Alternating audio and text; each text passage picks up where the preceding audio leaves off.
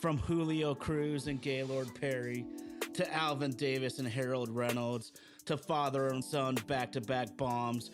From Junior J, Joey, and Edgar with Randy, A-Rod, Dan, and the Sheriff to Ichiro Moyer and Mikey C to King Felix, Kyle Cruz, and Cano to the present with Julio, Gilbert, Kirby, and Cal. I don't believe it. It just continues. My, oh my, it's another sports podcast.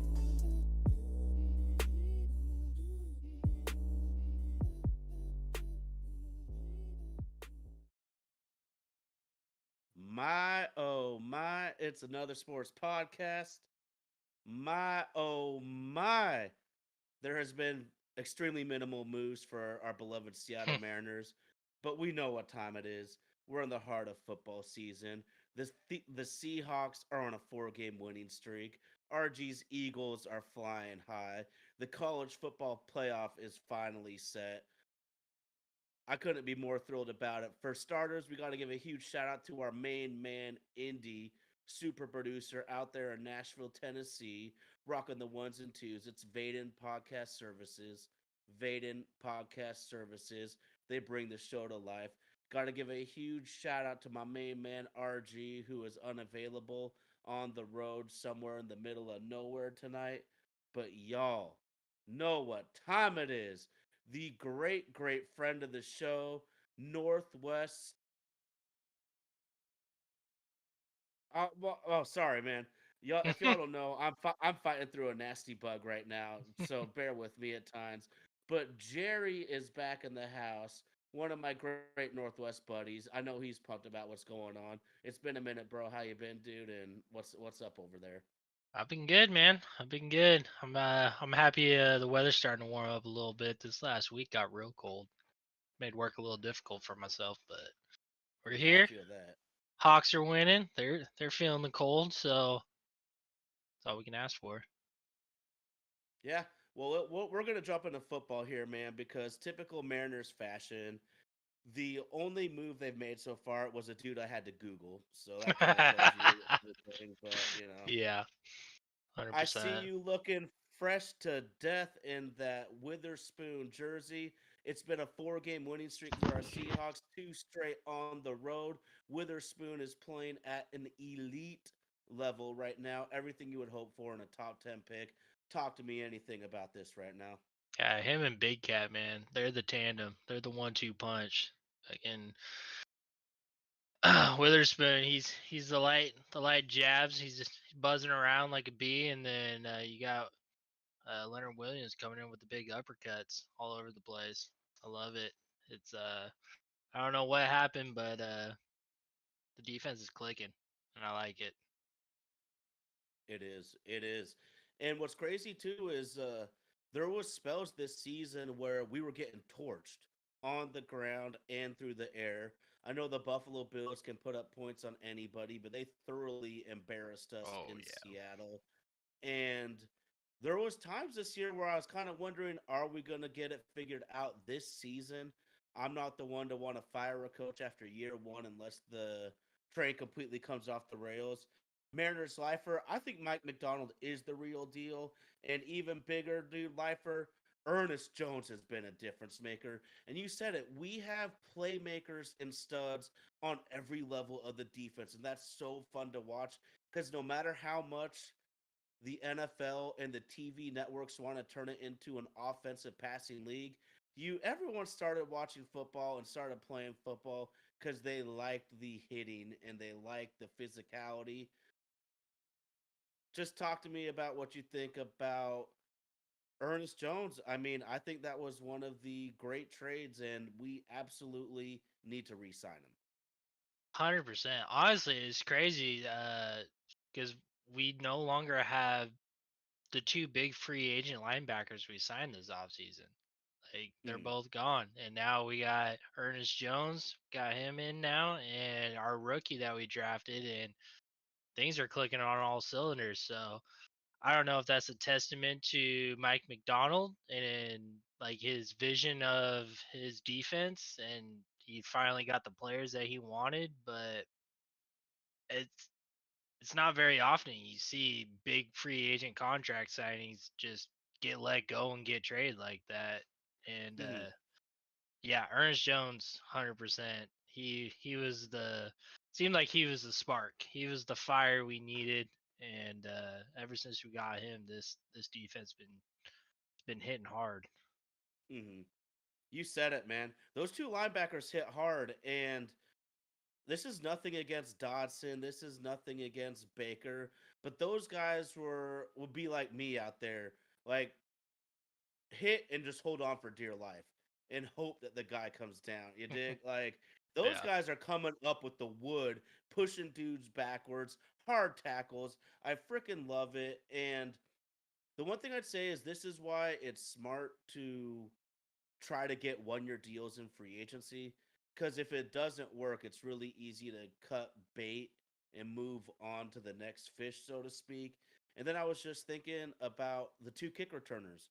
If y'all don't know, the Seahawks have been struggling, fumbling, kick and punt returns to the extent where both our returners got cut this week.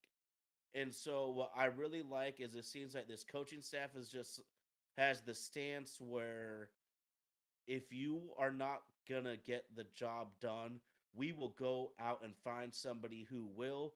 And that's evident in that we got rid of both of our starting linebackers and both of our starting kick returners.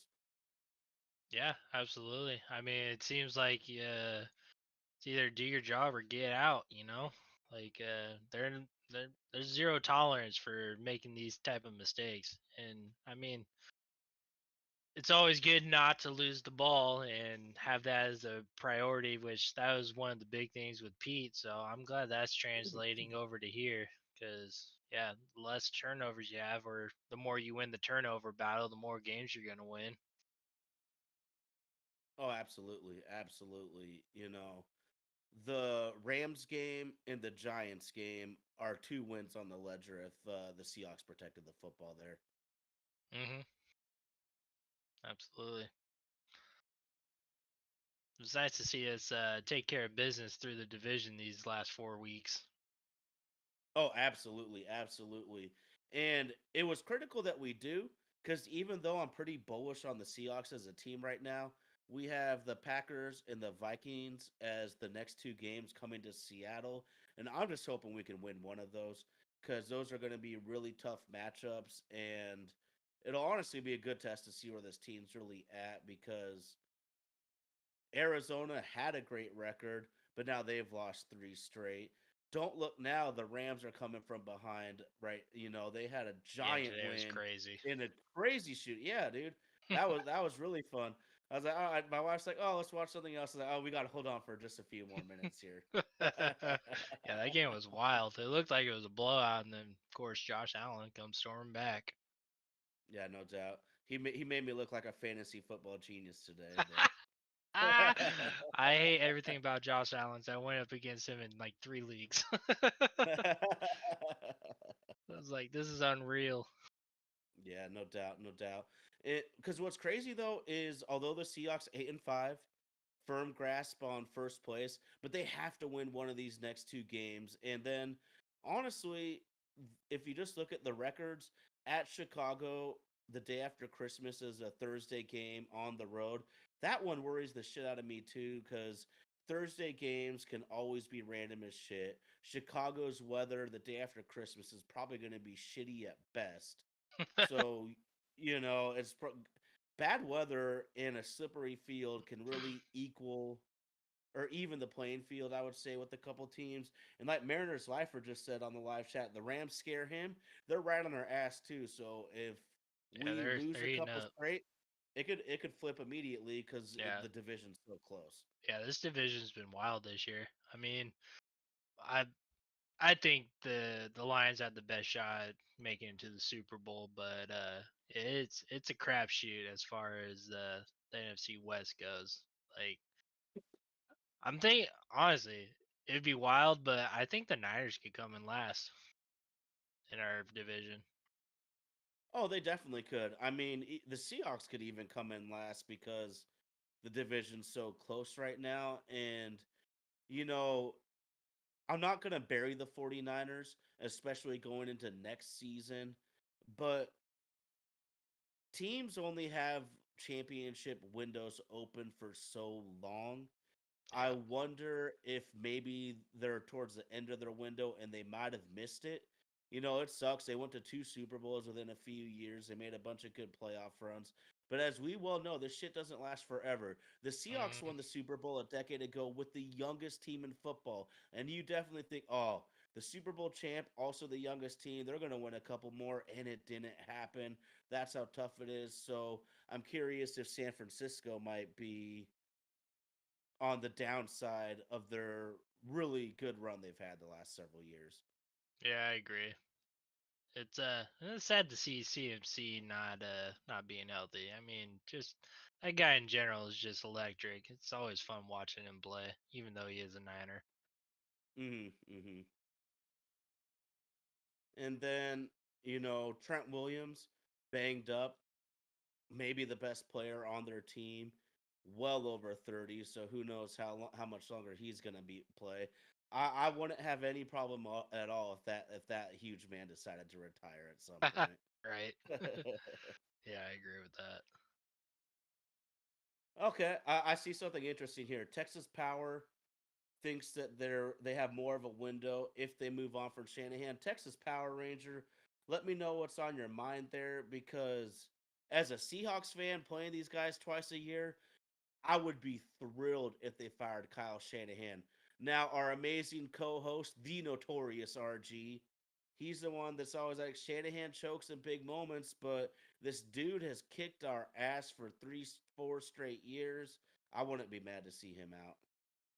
Yeah, his run game schemes, they're seems like they've been unmatched, but I don't know. I don't know what's been going on. I mean, what's that guy? Isaac Guerrero? He had a day today. Mhm. So, Yeah. seems like it's plug and play with his running backs as far as his run game goes. Texas Power coming with the haymaker, flying off the top rope with an elbow drop. Dion. Dude, oh shit. I mean, I'm not mad at that, man, because we can say whatever we want. Let's just transition here because there's not a ton of baseball news, man, and I love talking baseball with you, man. But we're gonna just run in circles over like the three big signings so far, with the Yeah, Mariners not involved. and how ownership's not going to pony up, and yeah. Yeah, I mean, what do you think about Deion Sanders? All I want to say is Colorado had one winning season out of the previous 18 years before Coach Prime showed up. I mean, obviously he's doing something good over there. I mean, it definitely helps to have a Travis Hunter and Shadur over there, but Mhm. I I don't know. I mean, because he was at what was it, Mississippi or Ole Miss before this, and He was he at Jackson State, Jackson State. which is an HBCU school. So there was a Okay. lot of naysayers saying, you have, top 5 NFL guys in a league that maybe has one NFL player every couple years, but they went to a program that can't win and then flipped it around in 2 years. hmm So I think that's damn impressive. I mean, you can't knock his knowledge or his talent. So, I mean, if he wanted to try and step up to the NFL, I'd say you got to give him a shot.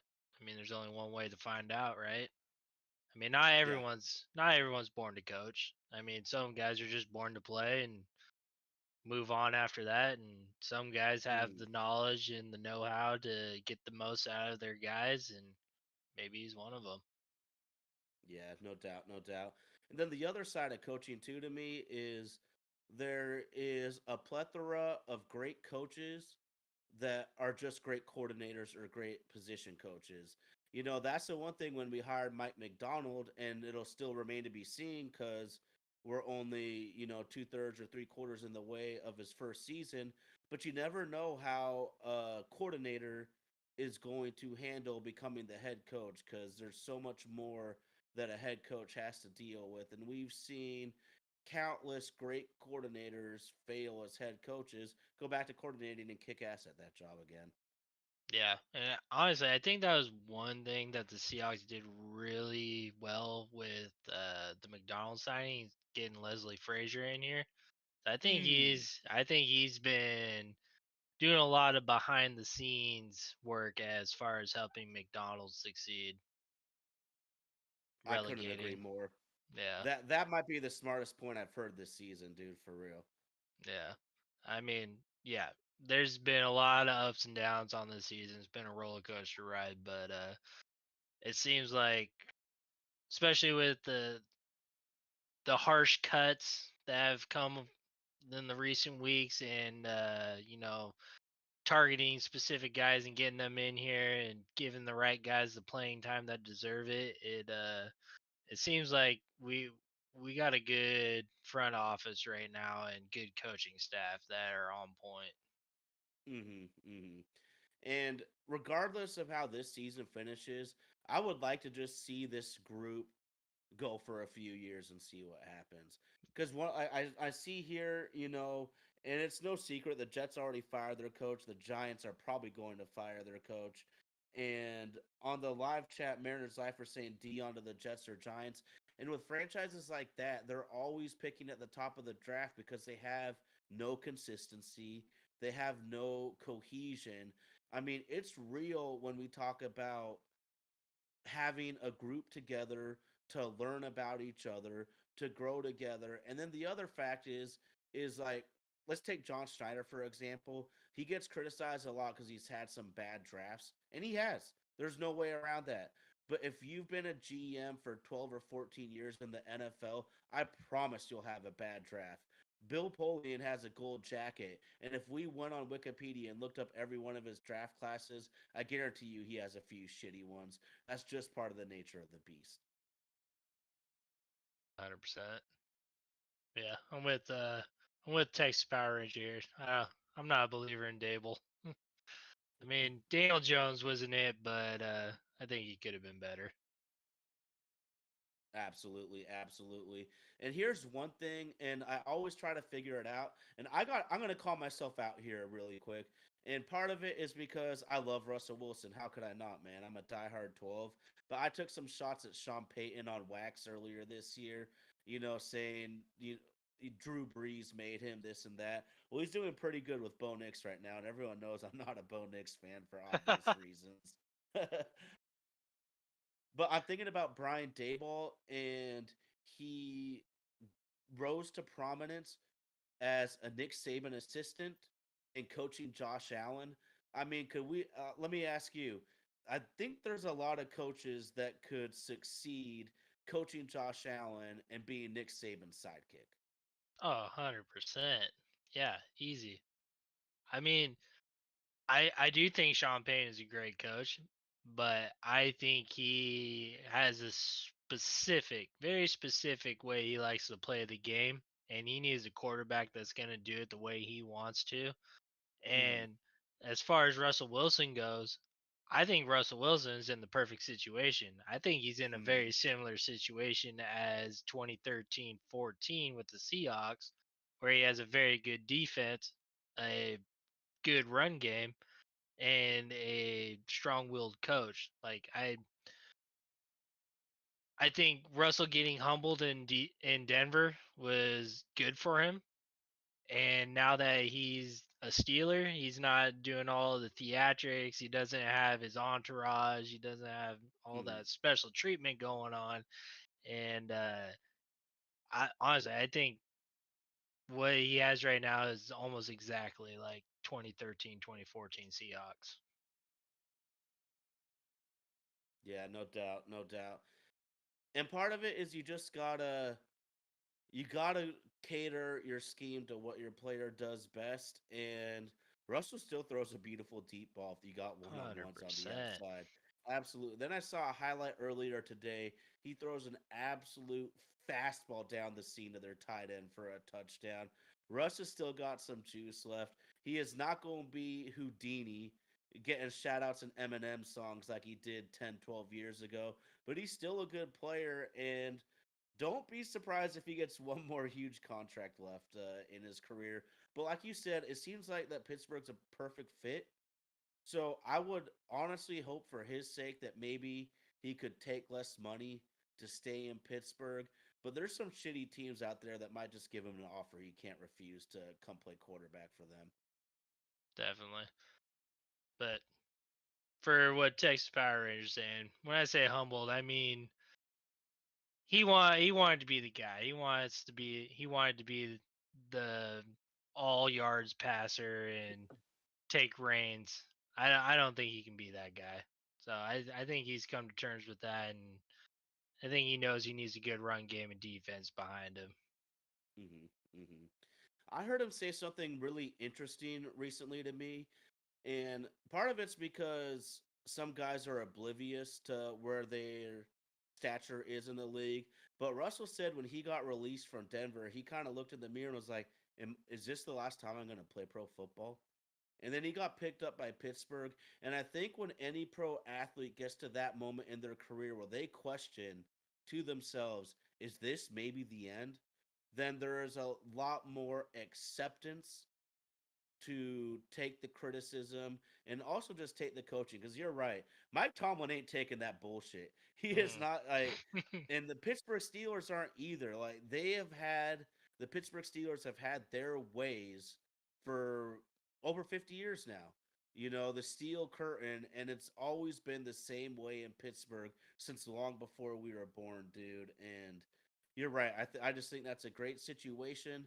And I also want to give a shout out to Tomlin because that took balls. You know, Justin Fields, starting quarterback, they're 4-2, and he benches them. How many coaches in this league would have the balls to bench the starting quarterback at 4-2? And now, granted, I think that Fields was in there because Russ got injured, like right at the start of the season and end of preseason, that sort of range, probably like late August. But I don't give a shit, man.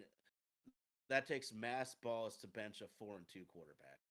Oh yeah, 100%. I mean, I don't know if Tomlin himself was getting all the criticism, but yeah, I mean, any comment section you can find on the matter is people saying, "How are you going to bench this guy? Like he's carrying the team type of deal." And yeah, I'm with you. That he stuck to his guns, and they're looking like a force in the AFC. Yeah, no doubt, no doubt. I just want to bring it back really quickly because we were talking about this before we went live, before we turned the mics on, and the Seahawks' right side of their offensive line at times this year has been absolutely atrocious. They get Abe Lucas back at right tackle, and to my eye, he's not the same player yet. But he's missed like a year of football. Basically, you can't expect him to be his former self immediately. But Sal Maya, oh my goodness, at right guard, we in season in house have a drastic improvement on the right side of the offensive line. And what I absolutely love today is the Seahawks were pulling those guys very often with great results, including a 50-yard touchdown. Zach Charbonnet looking like a second round pick. Sometimes a guy just needs to get opportunities to show it, but I'm so happy with the improvement on the offensive line. And from what I've seen in two games, Sal Maya looks like a legit starting guard in the NFL. Only his second start, only his rookie year. Yeah, absolutely. And I mean, both these defenses. I mean, granted how bad the Jets record says, I think the Jets defense is still really, really good. They got some star power over there, and the Arizona defense hasn't been anything to scoff at this year. And I mean, they proved it 2 weeks ago when we played them. I mean, that was a low scoring game. Yeah, it was. I mean, besides that pick six, but I mean, seriously though, that's a really good point. Without the pick six, it's like a 9-9 football game. right? You know. No, no, it definitely. Today was a much different game than 2 weeks ago. I mean, I don't know if it's just adjustments or whatever, but yeah, I mean, getting back to back interceptions that helps a lot. But it seemed like we stepped our game up a lot more from that first meeting. Absolutely, absolutely. Another midseason adjustment, and it also came from injury. But Kobe Bryant's been balling out, and I'm so happy. You know, there is a saying that you don't lose your job to injury, but it looks like Rashawn Jenkins, one of our safeties, lost his job to injury. And if you really give true serum to NFL players, they'll tell you you absolutely lose your job to injury. Ask Drew Bledsoe. Ask Drew Bledsoe if you can lose your job to injury. You Yeah, know. But yeah. Kobe Bryant has been a man on fire since he's came in. I always wanted to see him more because he had a really good rookie year and then kind of fell off the map. You know, never got in. And dude is balling out. Great point, Mariners lifer. I like Jenkins in the box, and he's that kind of like that hybrid now. We see him in those obvious third and longs, kind of playing that linebacker spot. I mean, you know, he's obviously a safety, but teams are doing this nowadays so much, bringing in their thumping type of safety as to play linebacker in these obvious passing downs. And this is why I love having a Mike McDonald. And it's honestly fun for players, man. Everyone wants to play, but if you have too much of a strict, not open to expanding the playbook, then you know only 11 or 12 guys play. Man, we probably see 15 to 18 defensive players get quite a bit of burn for the Seahawks, and that's fun if you're a player because you know you're going to get out there. Yep, I agree. Mariners lifer is on point with everything he's just said. Yeah, Kobe, he had the injuries early on, and it was hard to keep him on the field. And seems like he's figured out how to stay healthy. And yeah, 100%. I mean, especially at this level, you all these positions they have their intricacies and their little details that are different from one another and what you got to spot. And I don't know, that interception Kobe had today, he read that like a book. So I think where they got him now is the perfect position for him. That's a great shout out, dude. And I love that point about reading it like a book because when you see the replay, and this is how fast NFL guys are that blows my fucking mind, dude, is when Kyler puts that up, He's, I was like, oh, he's got it. Yeah, like Kobe's so far away from yeah, that he ball, and wasn't even in the Kyler's frame. dropping a release. What the hell? And he is supposedly not a fast player, you know, by 40 standards in the end. Like, my Hmm. God, these guys close at such an unbelievable speed. It's crazy. Yeah, game speed is way different than 40 speed. Thank you.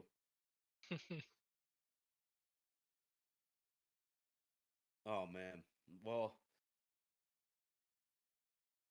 crazy season though, man. Because what were the Seahawks? I believe 4-5, four straight wins to get back Yeah. in it. I mean, started 3-0, end up 4-5, now 8-5. Hopefully, there's no more valley because the season's really been up and down so far. But Yeah, and three of them it's against really fun. divisional rivals. Oof, oof. That's good. I mean, the Rams, like, it doesn't matter who's on the team or what their record is. I'm gun shy when it comes to the Rams. Like, as far as predicting wins, I don't care. That it's just history. They for some reason, even in St. Louis, they always play this stuff. Mariners lifer. When it comes to Geno Smith, I am kind of in the middle. I think he's a pretty good quarterback. And I just think that lots of Mm. fans get so obsessed with elite franchise or the guy just sucks. And somehow all these fans forgot that there is a giant middle ground between sucking ass and being a Hall of Famer. And Gino is one of those guys. When it comes to the money, I cannot give Gino $60 million a year like Dak Prescott. I can't Nope. give him 55 like Joe Burrow or Trevor Lawrence. But if he's willing to maybe sign for like 3 years, 90, I would consider. But it's going to be a really interesting offseason. I don't know if you saw there's these reports coming out from I believe ESPN saying the Seahawks are going to try to move on from Geno, which the only reason it worries me is I don't see a lot of good options out there right now. Yeah, but I kind of like Sam Howell. Like Yeah. we've forgotten about Sam Howell because I mean he hasn't played yet or anything, but I think he did good things in Washington last year. I mean, from a fantasy standpoint, I played him a lot last year as my quarterback in fantasy football, but I think I mean, granted, I don't know how much better RO line is compared to what he had last year, but I mean, he's got an arm. Like he can put up the yards. So I mean, even if he's like a bridge or whatever, I don't think we're finding our quarterback next year in the draft by any means. Uh, it seems like it's kind of a what lesser talented draft as, especially this Mm, last year. This last year, man, we probably should have jumped on one of those guys. Seems like all yeah, these for guys are sure. taking off. And what's funny is the one guy that the reports are the Raiders and the Seahawks were desperately trying to trade up to get Michael Penix. And this is why the draft is such a huge TV event because no one thought Michael Penix would get drafted by the Falcons ahead of that Oh, shit. 100% no. You know, so they After they just fucked everybody's plans up on that one. yeah. No, I mean I wouldn't have been mad if we took him, but I'm also not mad that we got Byron Murphy. Oh, but yeah, absolutely. after Falcons signing Kirk Cousins, he got a 4-year deal, didn't he? Right? Yeah, he basically got like almost 100 million guaranteed, I believe. Yeah, that So was they're not going to wild. be able to, yeah, That was a wild pick for them, but I mean, I guess Phoenix gets to collect his top 10 first round draft pick contract, and then he gets to get a secondary contract before he even starts playing. to me, it's just a waste though, because we saw it with Russell Wilson firsthand. You have such an advantage if you can have a rookie or anyone on a rookie deal. Even if you said top 10 pick, what is that? Probably like $8-9 million somewhere in that range. hmm And Daniel Jones is going for like 30 or 40. Geno's going for like 30 or 40. Like it's insane what you can do. And that's why I'm intrigued by Sam Howell though, is because I think he only will be under contract for next season, and then we'd have to think about redoing a deal. But if I we think have we'd Sam have him for Howell at 2 more quarterback, years. 2 more years, I mean, Yeah. we could really do some things to this roster with that sort of financial flexibility. And if you look ahead, the Seahawks have to make moves to stay under the cap next year, anyways. We kind of are in a shitty situation that way. Yeah, definitely. Um, what we got DK under contract, right? Or is he a free agent next year? He has one more, so he One can be more. back next year, and then that's why they're kind of Yeah. talking about it because And a lot so of these guys want to get paid 1 year before. yep. And Lockett's right there. I know he's near the end of his extension. And then we Mm, gotta start thinking about JSN and K9. Like he's got 1 more year. And yeah, Charbonnet, he's getting Charles close. Cross, Charles Cross. Boye Mafe.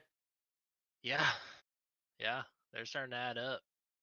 Yeah, I mean, I paying a quarterback 60 million is just outrageous. Cowboys are screwed. like I Yeah, paying Dak Prescott 60 million. CD, what did CD Lamb get? He's up there like 40 mil, 35 mil, something like that. I don't know. that's a tough one. I don't. I know how Tay feels about Jerry Jones here, and that's one of the things. Like one of his best qualities is one of his worst qualities for Jerry Jones. That is he loves his players so much, and I love that from an owner because he really cares about his guys and is going to invest his money to help them as much as he possibly can. But he loves them too much and just gives them whatever he wants. It's like he's spoiling his kids. Yeah. Tay Williams. Yeah, that's Oh man. good. Dak need to pay that back. Yeah, and that's the funny thing too, is it's like I'm a Dak Prescott fan. I'm also a Geno Smith fan. But in the NFL, the number attached to you also matters a ton. I hate Dak Prescott at 60 million. I hate Geno Smith at 60 million. Put both those guys at like 20 to 30 and I love them. 100%. Yeah. Yeah, they're no Patrick Mahomes or Josh Allen or Joe Burrow. So, yeah, I mean,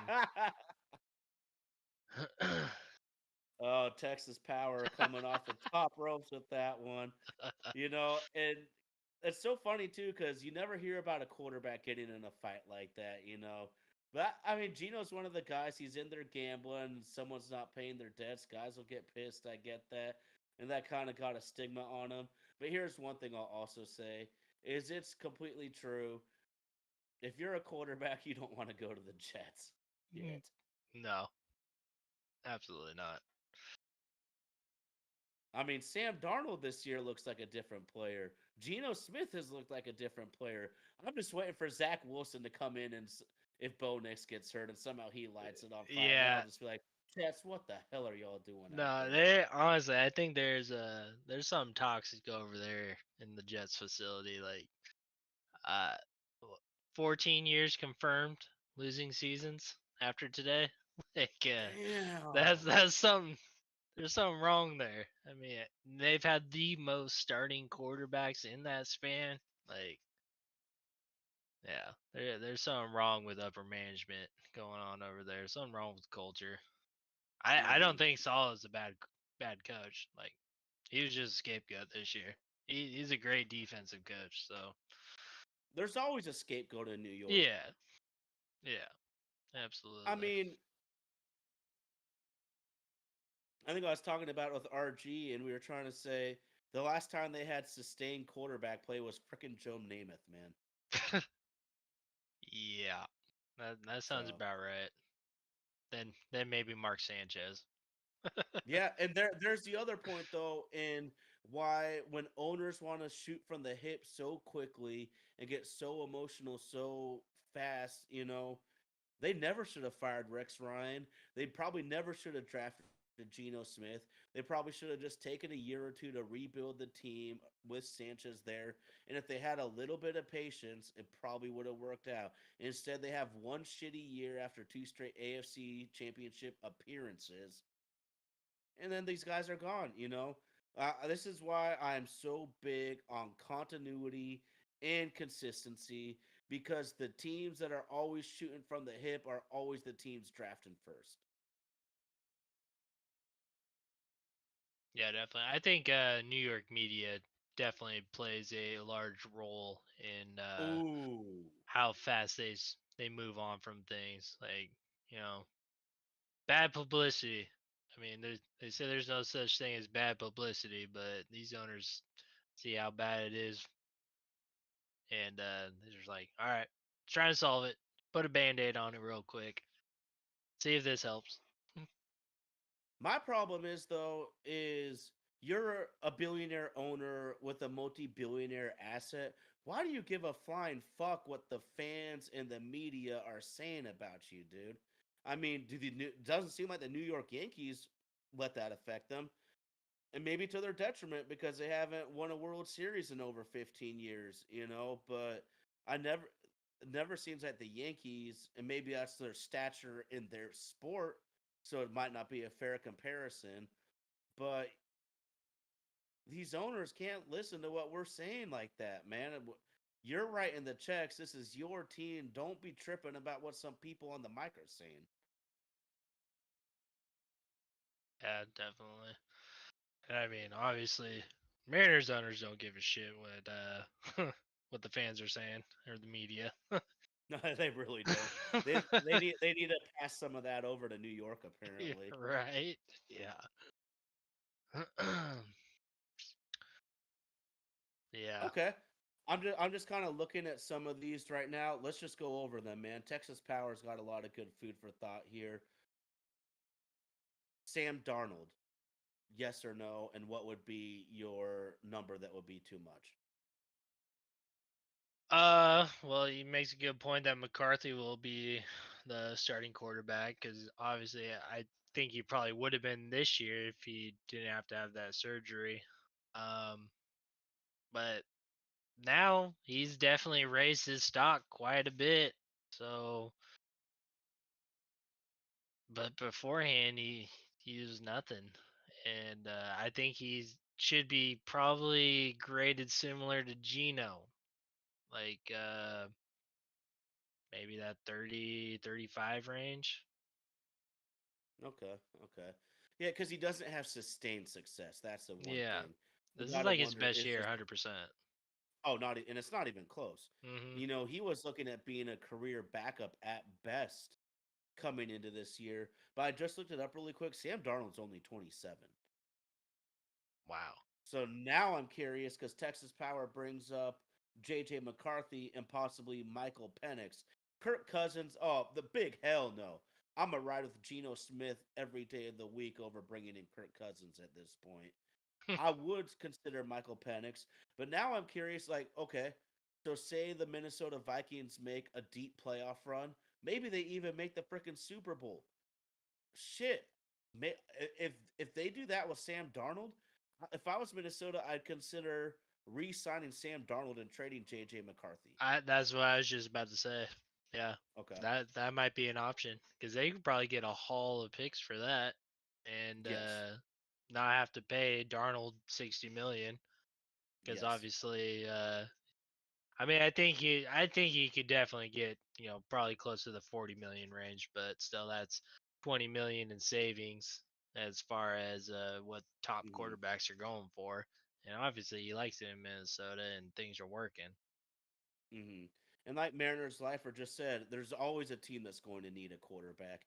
And even if you have, let's just say, for argument's sake, a solid quarterback in Geno. Even if you have solid quarterback play, you're still looking to find a better option. Yeah, absolutely. And in order to make a quarterback like Darnold or Geno or even Jameis Winston work.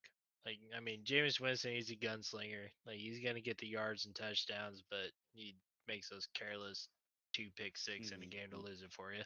But you have to be elite somewhere else. Like, you have to cover up. So if you're gonna go that route, you're gonna have to invest in the defense or the offensive line or somewhere. You're gonna have to Hmm. cover it up. Give him a crutch. And that's not easy to do. It's not No. easy to build an elite group anywhere in the NFL because all these guys are so good. So it's really hard to actually draft players that separate themselves from the rest. Yeah, I didn't. I'm with Mariners lifer. I don't think Gino should get 45 a year. I think if he's good with 30 to 35, I'd probably be okay with that. I mean, Gino he does good enough. I mean, I damn near tear my hair out when he's scrambling around, not willing to throw the ball out of bounds and takes the sack. But for the most part, he gets the job done. Yeah, yeah, I get that too. And I think the Seahawks as an organization aren't going to pay him that number either because we know Gino and his agent approached the Seahawks front office about an extension this offseason, and the Seahawks said, no thanks, we don't want to deal with that right now. If the Seahawks were willing to give him 45 million per year, it probably would have happened already. Yeah, yeah, 100%. Because you can Yeah, spread that money out too. That's why I've always thought that Gino might get an extension this offseason, even if the Seahawks only halfway believe in him, because they'll be able to spread that money out a little more instead of that one. We know how these teams are. They always backload these contracts. Last year, the contract is always the biggest number by far. And so if they want to, or I've even said that they might need to extend him just to field a playoff quality team next year, but we'll see how that goes. I don't know how much I believe in Sam Howell, but I love your thinking because that just leaves so many opportunities to build the team in other ways. Yeah, because I mean, he's still on his rookie contract for at least 2 more years. Like And he's a 95% fifth-round sure. pick. Yeah. That's like he's like in the 1% of the cheapest players of the league at that point, minus Mhm. the practice squad. Yeah. Absolutely. Be even better than Oh, Russell Wilson. shit. That was still the greatest bargain in maybe sports history was Yeah, Russell absolutely. Wilson doing his Houdini shit for like 600 grand a year. And that's so Right? crazy. In the last decade, the NFL money has exploded so much that random ass backup linebackers in the sixth or seventh round are gonna make like $1 million. And even Russell Wilson was at like 600K, 12 years ago. Right. That's interesting. I don't know how I feel about Darnold being a Seahawk. What's your thoughts? I think long term he would be a major upgrade over Geno, but someone's gonna want to pay him. Texas Power. I don't know if the Cleveland Browns can do shit about their situation right now. With Deshaun? I mean, dude, they're married to Deshaun with no divorce option right now, no matter how ugly it gets. So, Yeah. What was his contract? 240, 250, 100% guaranteed? and that's still never happened in football. Yeah. Ooh, Mariner Cipher, he would rule in Grubb's Okay. offense. I can see that. We need consistent offensive line play, though. We don't need great offensive line play, but we saw it this year, man. It was atrocious at times, and it you can't even function as an offense when the guys are in the backfield immediately, nearly every play. Yeah. I did really love that goal line touchdown, that second touchdown we had today. All that movement we had going on to confuse the defense. Oh, And then the baby. jet sweep. Yeah, that was nice. So, Oh, I that was mean, perfect. yeah, that was a beautiful drawn up play by Grubb. So that made me happy. I was like, man, feels like forever since we had a successful 1 yard play. Oh, absolutely. And what was so great too is I love the replays and the camera angles they can show us nowadays because when they showed the replay from that sky cam behind the quarterback and offensive line, you can see from that angle Arizona's just stuffed the entire middle up and they blew up the middle of our offensive line because they put their entire defense there. Here's Charbonnet goes around the edge and walks in for a touchdown. Fucking beautiful. I absolutely love it. Ryan Grubb, I'm still a huge believer. He has I am had too. some terrible moments this year. Grubb has had some terrible moments this year, but we had to expect it. It's the first time he's been in the NFL at any coaching position, and his rookie debut in the NFL is as offensive coordinator. Talk about getting thrown to the wolves. So I think we had to expect that he would have those terrible moments and hope that he learns and grows as the season evolves and hopefully into the future. Yeah, I think some of the turmoil of opinions on Grubb is maybe stemming from people not realizing or forgetting how good UW's offensive line was last year. Because he Mm, had a great offensive line to work with Michael Penix and everyone. So yep. I think he's growing, he's learning, especially the difference from the Jets game to this game. They turned a light switch on and got out of the dark this Mm, week because last week, oh man, I couldn't look away. Just it's like a train wreck. Like yeah, you for just gotta real. watch. You gotta see how it ends. That game was bad. And you said it despite the record, the Jets game made me extremely nervous Hundred because percent. if you because not all fans follow it as closely, and a lot of fans just know the fantasy football side of things. But if you know the Jets D line, you know that they can present problems to any team. And I'm just thinking in my head, oh Jesus, we've had way lesser D lines dominate us this year, and we're on the road at 10 in the morning. So that made me really Texas Power Ranger. No way on Drew Lock. We're done with that shit. He had his amazing game. He had his light in the sun in Seattle. RG versus your fly, Eagles fly. But of everyone on that list, there's not really anyone that makes me super excited besides Sam Darnold. I think that's a list of a ton of backups, really. Justin Fields, Mariners lifer, I'm not on that train. And what's funny, dude, is this is where I got to admit, I thought Justin Fields would be a stud coming out of college. I really did. But you know what we found out? The guy can't throw a changeup. He can't throw a curveball. All he has is a fastball and can run. Quarterbacks have to make those touch throws in the NFL, or you're going to end up being a backup. 100%. I mean, that's why he's. That's why I think they made the right decision on pulling him out once Russell Wilson was healthy, and I think they knew that. I mean, honestly, those 4, 6 games that Justin Fields was a starter, I watch a lot of Red Zone, and I do a lot of fantasy football, and I have a lot of Steelers defense in my fantasy football. Their defense carried. Their defense Mm. carried hard during that 6 game span. And I think they knew that in the running game. I think the running game carried a lot, and they knew they needed to get some air attack going.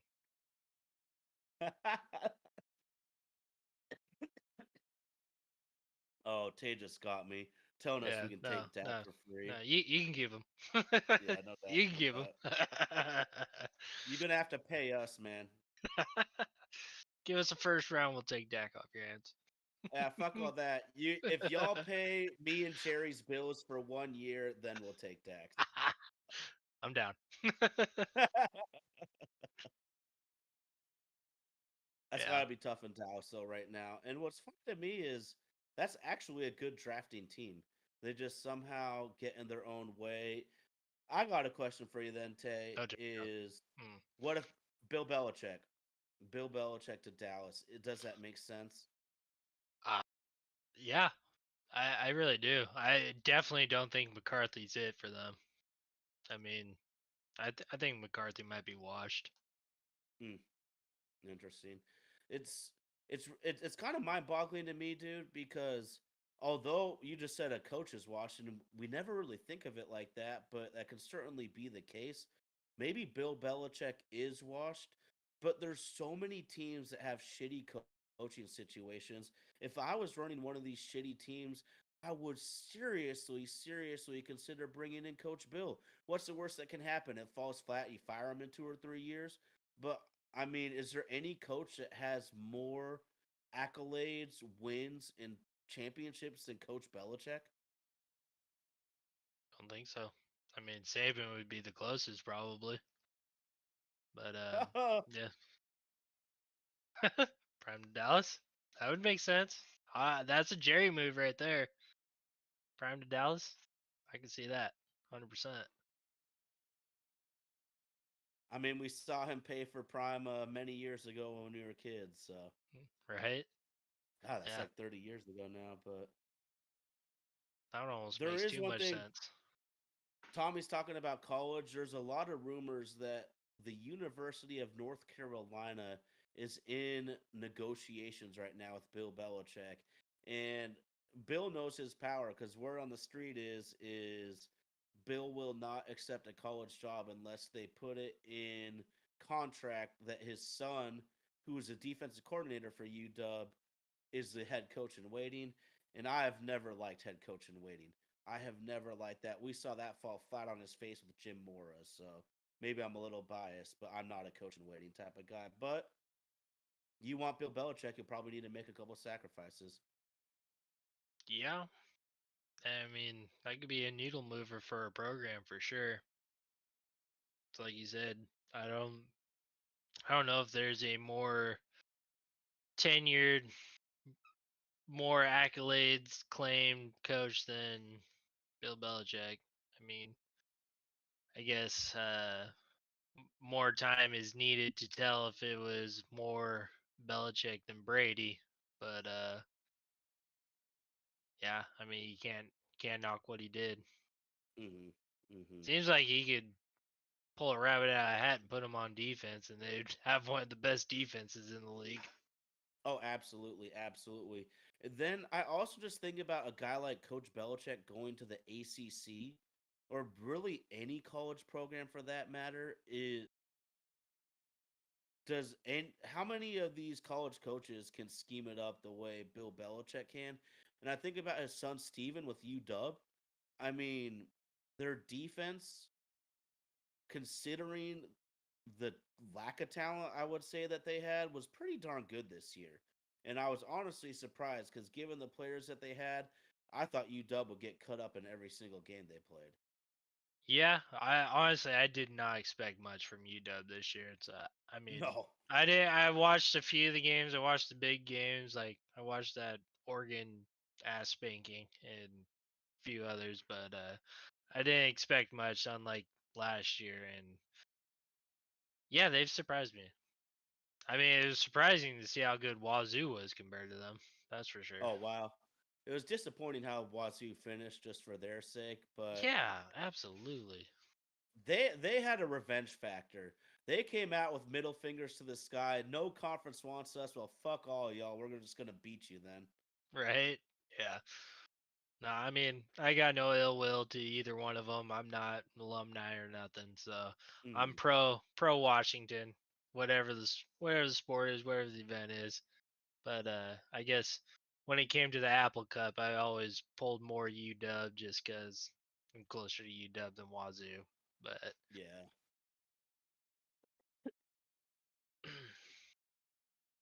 yeah, I've been happy for their. Oh, I was happy for their season till the end, before they fell Mm. off. Shit happens, I guess. They were going hard for a while, and the one thing I'd say is I do feel bad for the Wazoo program right now, though, is because the second their season ends, their offensive coordinator goes to Oklahoma. It looks like their star quarterback Mateer is going to hit the transfer portal. We saw what Cam Ward did for Miami this year after he left Wazoo. So I just feel for them because it feels like Coach Dickert is really doing a great job for Wazoo, but the second they develop anyone that's good, they're fucking gone. Yeah. Honestly, I kind of feel like the transfer portal's kind of ruined college football a little bit. Mm. Makes it too easy, you know? I mean, you made a commitment, stick it out. And I think maybe there should even like, I guess my problem is like, say the USC quarterback, he starts all year, he gets benched, week 10 or so, something of that nature, and then like the next day he's like, I'm in the portal, peace, I'm out.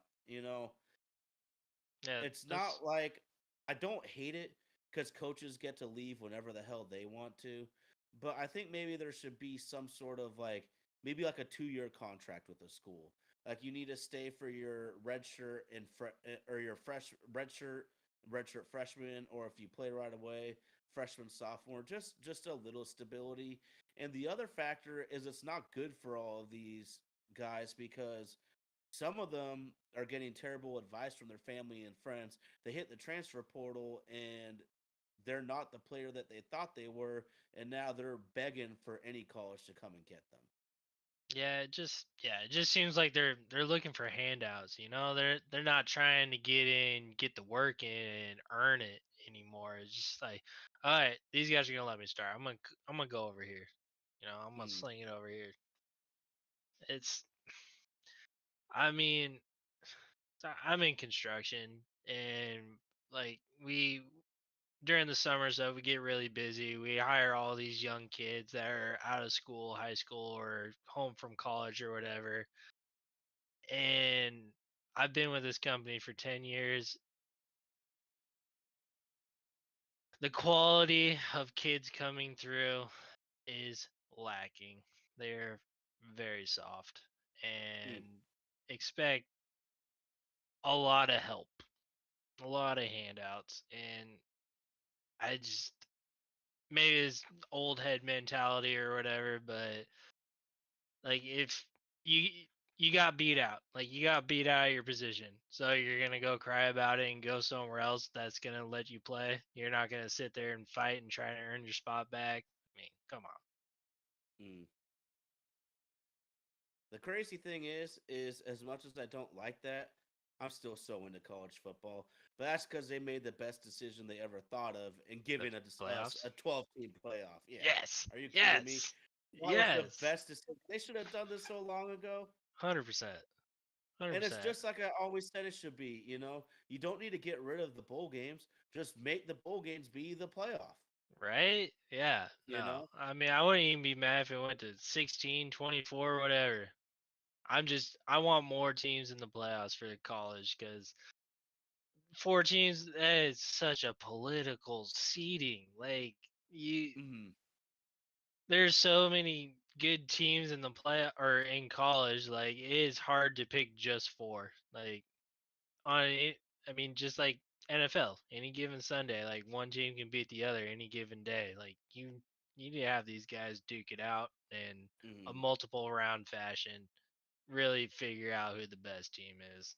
Especially when you have more than four conferences, like you at least needed one from each conference to be in there. Hmm. Hmm. Well, I mean, look at Arizona State. Okay, we got to give Arizona State some props. The last few years, 3-9, 3-9. Now they're in the college football playoff with a bye, waiting for Clemson or Texas in the Peach Bowl. I don't know if you've seen this running back. I can't even Scatabo. I don't know if I'm pronouncing his name correct right now I because don't know. Your I guess is can't good as remember, but mine. he is basically the white boy Marshawn Lynch of college football. I like that. Fun to watch. But look, I mean, look, this is awesome. We got Tennessee at Ohio State. The winner goes to play Oregon in the Rose Bowl. How freaking cool is that? And Indiana plays Notre Dame. The winner goes to play Georgia in the Sugar Bowl. This shit's freaking awesome. And shit, we see random teams in here: Arizona State, SMU, Indiana, Boise State, Bill Boise. Belichick. We got the guys in the live chat saying Bill Belichick go to college. I wouldn't doubt that Belichick could get a random ass program into the college football playoff. 100%. I mean, I'm we see just several in right now. right. I'm beyond thrilled about Boise State. Like I am so happy they're in. Like if it weren't for this, they would never make it in probably. Mariners lifer. Just so you know, RG has been talking all that shit on our group text about Ohio State already. You know it. You know how that one goes.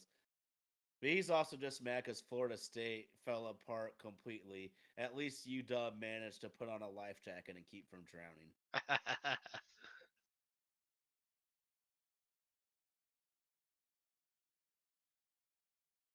Good shit, man.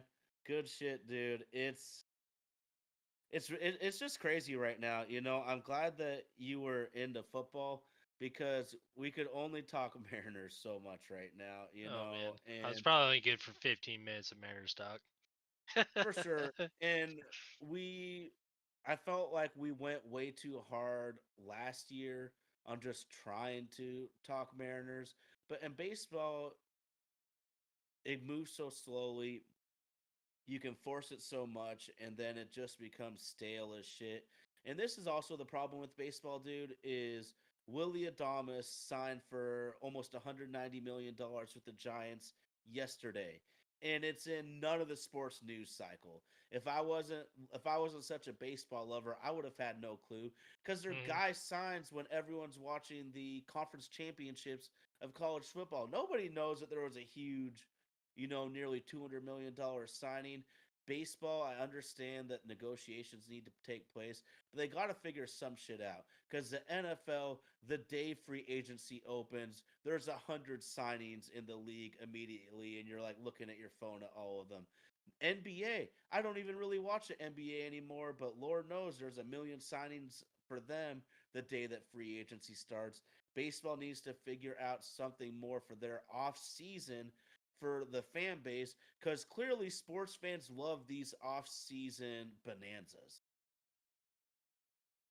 Yeah, 100%. Yeah, I'd say baseball is still probably number three as far as the big sports go in news. Like, I know, like, when I talk with friends or coworkers and everything, like, most of the time they ask me about baseball news or Mariners news or what's going on. And I think the only reason why I know is because Bleacher Report's my Bible, basically. I'm always on that. If I got a spare minute, I'm on there scrolling through the news feeds, like, all right, what's happening? You know, that's the nice thing about it. Is like, especially on the main feed, you get something from all the different sports and Mhm. avenues, and you can go down rabbit holes on college sports, like Olympic sports. Like, I don't even think many people really paid. Well, actually, no. This last summer Olympics was pretty well popular. So, but for the most part,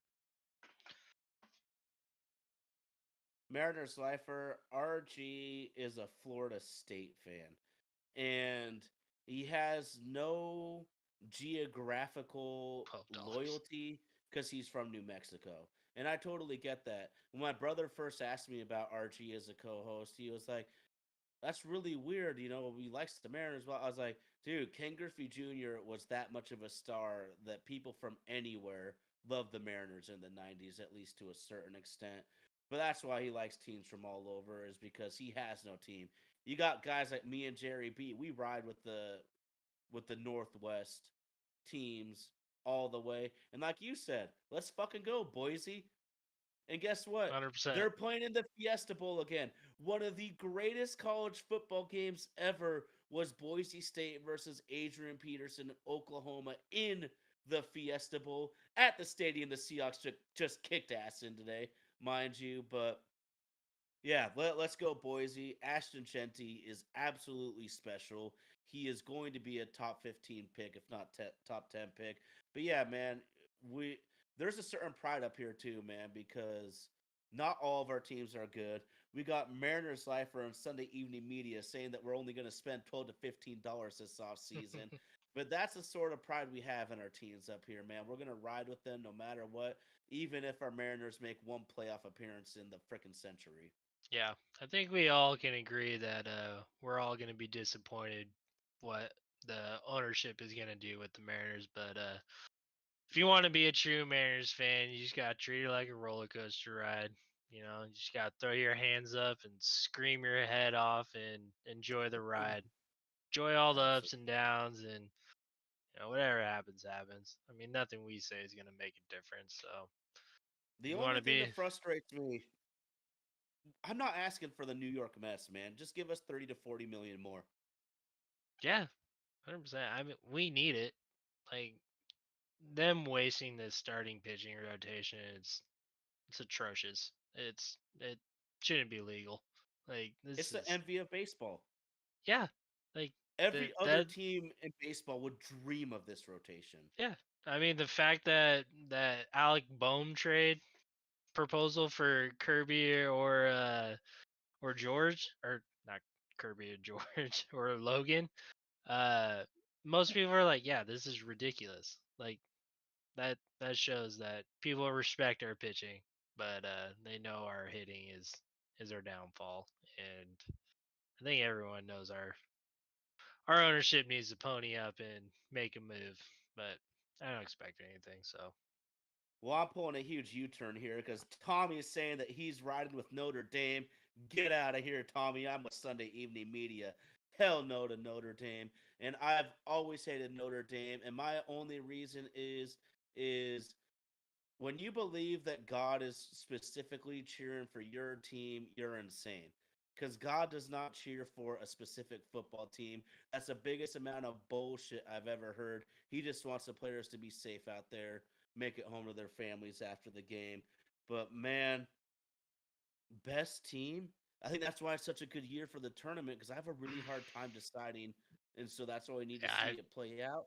yeah, I really So, don't know. I mean, I won't lie. I'm not the biggest college viewer, and mm, I'm not every Friday and Saturday. I'm not just posted up on the couch watching whatever game is on or anything. But I know watching that Oregon versus UW game, Oregon dominated. So yeah, they did.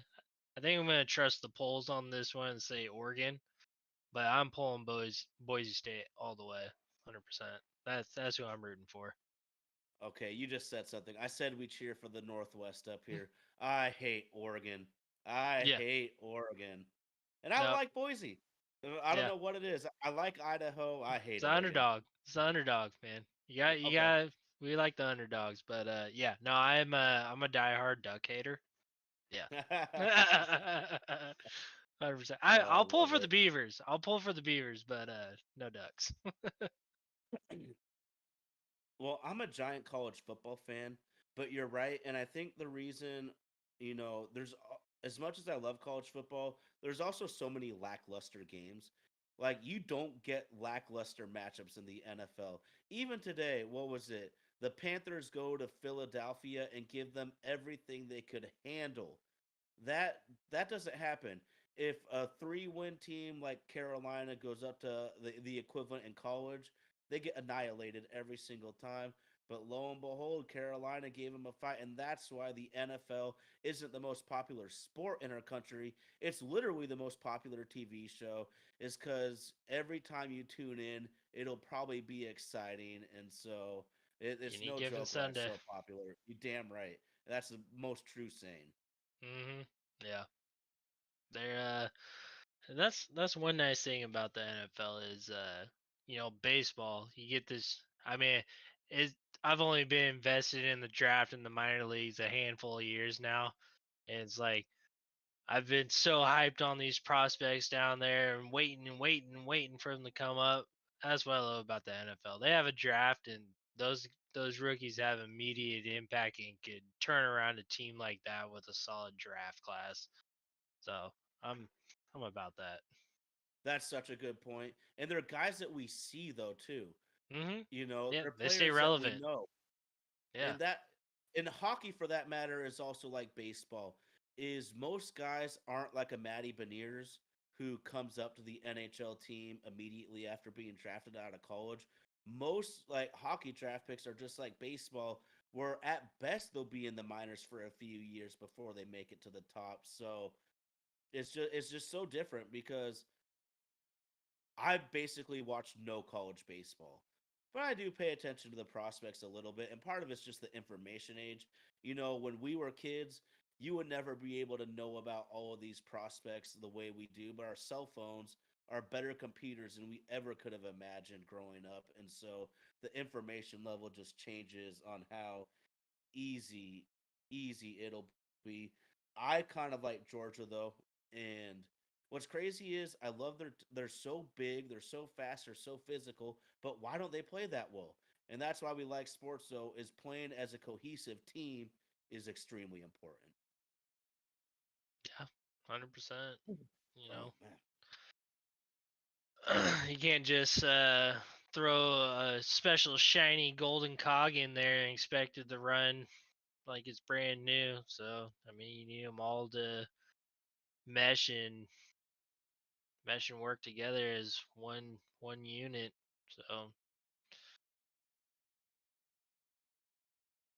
Well, I just want to give a shout out to my wife really quick because she's saying that Ryan Day folds under pressure, and there's some validity to that, but it's also tough when the program's expectations are so high. Everyone wants to fire your ass, and you just went 10-2. But I mean, not everyone's expectations are the same, and that's just how it goes in sports. Expectations can be the best or the worst for you, but man, it's been really fun talking the gridiron, man. Is there like any other topics you want to touch on? Anything you got on your mind? Get off your chest? I mean, honestly, I felt like I got pretty much everything off my chest. I'm excited about the Seahawks and the direction they're going, and I'm still disappointed and not expecting much from the Mariners.